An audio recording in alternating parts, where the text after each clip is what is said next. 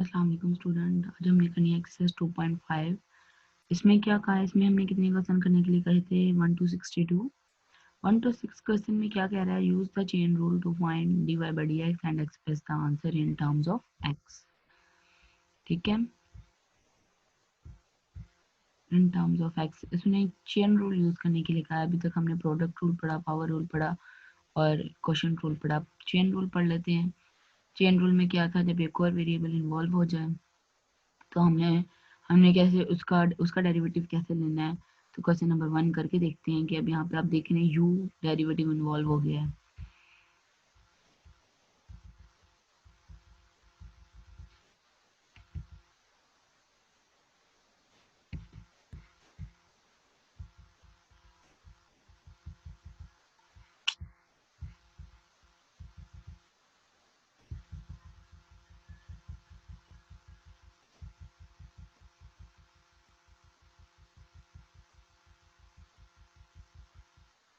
Question number 1 देखते हैं। Chain rule क्या है कि जब एक और वेरिएबल इन्वॉल्व हो जाए तो ये कैसे होता है, इसका formula dy by dx is equal to dy by du dot du by dx। ठीक है, यानी y की वैल्यू यहाँ पे गिवन है u स्क्वायर, u की वैल्यू क्या गिवन है x की क्यूब माइनस 4।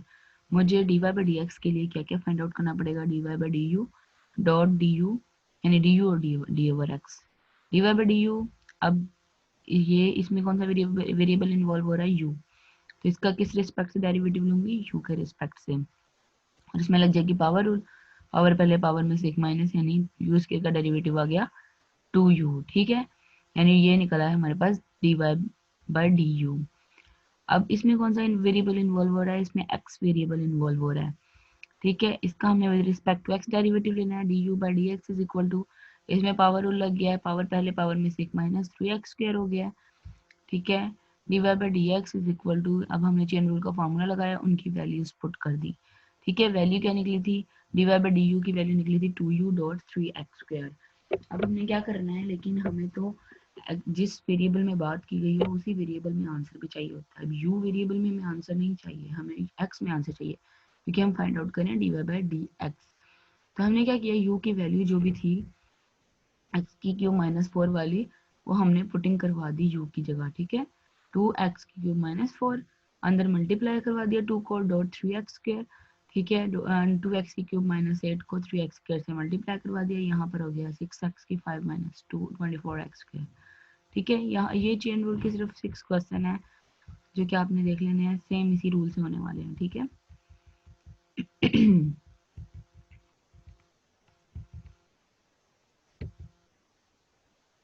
इसी तरह हम नेक्स्ट है क्वेश्चन नंबर 7 to 62 क्वेश्चन में जस्ट उसने कहा फाइंड द डेरिवेटिव।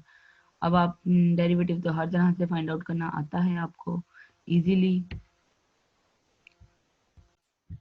7 to 62 में से कुछ क्वेश्चंस करके देखते हैं कि कैसे करने हैं। क्वेश्चन नंबर 11 को ही देख लेते हैं। X over x square minus 1 की पावर 4 है, तो इसको कैसे सॉल्व करेंगे हम। क्वेश्चन नंबर 11 देखिएगा, हमारे पास क्या है, F of x is equal to x over x square minus 1 की होल पावर 4 है। ठीक है, मैंने क्या किया, इसको ऊपर ले गई, एक्स स्क्वायर माइनस 1 की पावर 4 को ये ऊपर जाकर माइनस 4 हो गई है। आगे इसके ऊपर लग गया है प्रोडक्ट रूल। ठीक है, ये एक्स थोड़ा सा देख लीजिएगा यहाँ से, D over D x on both side apply किया, ये हमारे पास एफ डैश ऑफ एक्स बन गया है। ठीक है, अब अप्लाई कैसे कर रहे हैं कि पहला वैसे का वैसे दूसरे का डेरिवेटिव प्लस दूसरा वैसे का वैसे पहले का डेरिवेटिव। ठीक है, अब इसमें कैसे इसके ऊपर अप्लाई किया तो पावर पहले पावर में से एक माइनस हो गया है। ठीक है, उसके बाद हमने पावर होल पावर के अंदर जाना है, उसके बाद वेरिएबल को भी देखना है कि क्या उसकी भी कोई पावर है, उसको भी सॉल्व करने के लिए उसके ऊपर अलग से डेरिवेटिव लगा दिया। ठीक है, एक्स स्क्वायर के ऊपर अलग से डेरिवेटिव लग गया, एक्स स्क्वायर माइनस 1 की पावर माइनस 4 हो गया, और D over D x apply कर दिया एक्स के ऊपर। ठीक है, यानी पहली वाली वैल्यू के ऊपर अप्लाई कर दिया। ठीक है, अब यहाँ पर जस्ट मल्टीप्लीकेशन हो गई कि माइनस 4x स्क्वायर माइनस 1 की पावर माइनस 5 हो गई है, और एक्स स्क्वायर का डेरिवेटिव, और सॉरी एक्स स्क्वायर का डेरिवेटिव नहीं लिखा, 2x आ जाएगा यहाँ पर आपका, यहाँ पर 2x क्या हो जाएगा, 8x स्क्वायर हो जाएगा। ठीक है, आप 8x स्क्वायर कर लीजिएगा, प्लस एक्स स्क्वायर माइनस 1 की पावर माइनस 4 है, 1 ओवर एक्स स्क्वायर माइनस 1 की पावर 4,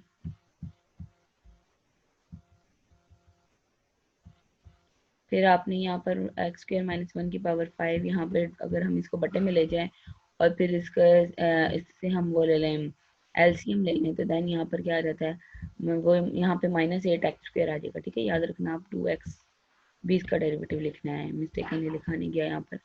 तो 1/x स्क्वायर माइनस 1, यहाँ पर एक्स स्क्वायर माइनस 1 बच जाएगा सिर्फ, इसको हमने अरेंज करके लिख लिया, यही हमारा आंसर है। ठीक है, इसी तरह क्वेश्चन नंबर 19 देखते हैं। उसमें क्या किया हुआ है कि जी स्क्वायर माइनस 1 जी की स्क्वायर की होल 6 है हमारे पास पावर। सबसे पहले तो हमने एलसीएम ले लिया कि जी की 4 माइनस 1 हो गया ओवर जी स्क्वायर हो गया। ठीक है, अब इसमें क्या लगना है, पहले तो पावर रूल लगना है। पावर के अंदर जाकर हमारे पास एक और वैल्यू गिवन है, मतलब वेरिएबल की और की भी पावर्स हैं, और वो भी किसमें वेरिएबल क्या कर रहे हैं, आपस में डिवाइड कर रहे हैं। तो इट मीन्स इस पे क्या लग रहा है, क्वोशंट रूल लगेगा। ठीक है, पावर पहले आ गई, पावर में से एक माइनस, यहाँ पर भी मिस्टेक हो गई, यहाँ पर 5 आ जाएगी पावर। ठीक है, यहाँ पे पावर 5 लिख दीजिएगा, और यहाँ पर लगा दिया हमने क्वोशंट रूल। क्वोशंट रूल हो गया जी की 4 जी स्क्वायर फॉर जी की क्यूब, यानी जी की 4 माइनस 1 के ऊपर अलग से डेरिवेटिव अप्लाई कर दिया, और जी स्क्वायर के ऊपर अलग से डेरिवेटिव अप्लाई कर दिया। उन दोनों को आपस में मल्टीप्लाई करवाया। मल्टीप्लाई करवाने के बाद हमारे पास ये सिचुएशन बन गई है। ठीक है, जो वैल्यूज हमारे पास कट रही थी वो हमने काट दी, जो बची थी वो लिख दी। ठीक है, यहाँ पर इसकी पावर 5 आ जाएगी। ठीक है, यहाँ पर लिख दीजिएगा जी की 4 प्लस 1 बचा है हमारे पास, जी की क्यूब अलग से ही लिखा जाएगा क्योंकि इसकी पावर 5 है, ये यहाँ पर सही कर लीजिएगा। ठीक है, इसी तरह क्वेश्चन नंबर 25 देखिएगा। G omega is equal to क्या है हमारे पास, omega square minus 4 omega plus 3 divided by omega की 3/2। सबसे पहले तो हमने क्वेश्चन को सिंप्लीफाई कर लिया, ओमेगा स्क्वायर ओवर ओमेगा की 3/2 लिखकर। उसके बाद जब पावर्स आपस में मल्टीप्लाई कर रही हों तो हम उनकी जब वेरिएबल आपस में मल्टीप्लाई कर रहे थे हम उनकी पावर्स को ऐड कर देते हैं। यहाँ पर डिवाइड कर रहे हैं तो हम उनकी पावर्स को माइनस कर देंगे। ठीक है, हमें माइनस आ जाएगा फॉर ओमेगा 1 माइनस 3/2, और यहाँ पे प्लस। अब जब अरेंज होने के बाद हमारे पास ये बन गया है, इसके बाद हम इसके ऊपर डेरिवेटिव अप्लाई कर देंगे। डेरिवेटिव अप्लाई करने के बाद हमारे पास यही आंसर आया, ये आंसर आया। और देन अब हम इसको जस्ट हमने एलसीएम ले लेना है। एलसीएम सारी बात है 5/2, सबसे बड़ी पावर नीचे आ जाएगी। ठीक है, अब यहाँ पर ओमेगा की 1/2 है, उसको इसमें से कट करके जो भी बचता है हमारे पास ओमेगा की क्यूब आ जाएगी। ठीक है, 1/2 को कर लें, 5/2 माइनस 1/2 करें आप, तो आपके पास क्या बचेगा, यहाँ पर ओमेगा की 5/2 इक्वल होती है ओमेगा की 3/2 1/2 डॉट ओमेगा की क्यूब के इक्वल। ठीक है, तो यहाँ पर वो आ जाएगी प्लस 4 ओमेगा स्क्वायर आप लिख लीजिएगा ओमेगा की 3/2 को, और अगर ओमेगा की 5/2 को तोड़ा जाए तो इस तरह टूटती है कि ओमेगा की 5/2 ओमेगा की 3/2 डॉट ओमेगा का स्क्वायर, इसलिए ऊपर जाके ओमेगा का स्क्वायर मल्टीप्लाई कर गया -9, ये हमारे पास आंसर आ गया। ठीक है, क्वेश्चन नंबर 50 देख लेते हैं, उसमें ट्रिग्नोमेट्रिक फंक्शन भी एक देख लेते हैं।